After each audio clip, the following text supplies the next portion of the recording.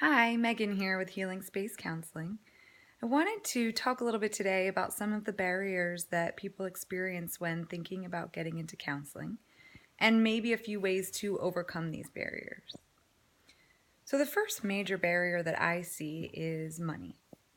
Right? Counseling can be expensive, and people don't feel like spending the money, or maybe feel like they don't have the money to spend on something that might not seem necessary. So there are often resources in communities that provide sliding scales or provide funding for therapy and counseling for individuals. So it may be helpful to look for nonprofits in or around your community that offer free counseling or that provide funding for counseling. The second thought is that a lot of insurance companies cover counseling. And part of the reason they do this is because counseling is a preventative tool. Many people experience physical ailments as a result of things that they are going through emotionally and mentally. And so, if you are in counseling, you may be able to prevent some of these issues or even get rid of some of these issues. So, we're thinking things like headaches, stomach issues, maybe heart palpitations, things like that, that may be caused by stress, anxiety, depression, relationship issues. So, it may be a helpful start to contact your insurance company and look for a therapist that they cover. The third way that we may be able to overcome this barrier is to ask the therapist that you have found if they would consider offering a sliding scale for counseling. Now, not all therapists are willing to do this, and some can't afford to. But if you have found a therapist that you like, that you want to work with, it's worth asking. Some of them are able to do so. And again, I think it's really important to remember that therapy is an investment. It's an investment in your physical and your mental health. And it prevents so many different types of future-oriented ailments. So hopefully those are a few ways that you can overcome this financial barrier to getting counseling, and maybe you're feeling a little bit more motivated. The second major barrier that I see is that people feel embarrassed or shame around needing therapy or around starting therapy. And some people also feel like distrust of the entire therapy process.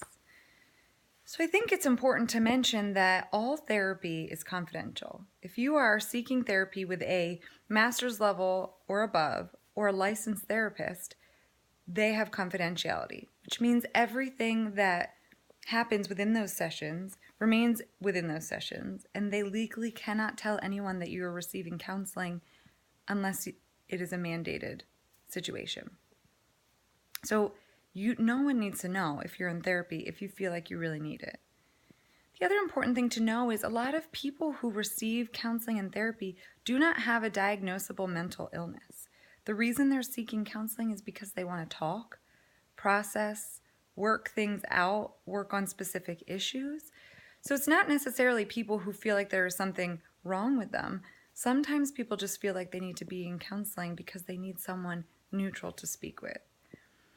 The other piece to this is that many people get counseling. There are probably a lot of people in your network who are receiving counseling that you're not even aware of. So, according to the American Psychological Association, in 2004, on average, 59 people were getting counseling or therapy.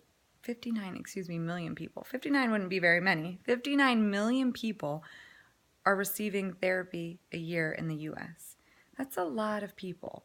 And it's really important to get counseling when you need it. And sometimes, like I said, we're doing it for reasons that don't fall under mental health disorders. We're just seeking counseling because we need someone to talk to.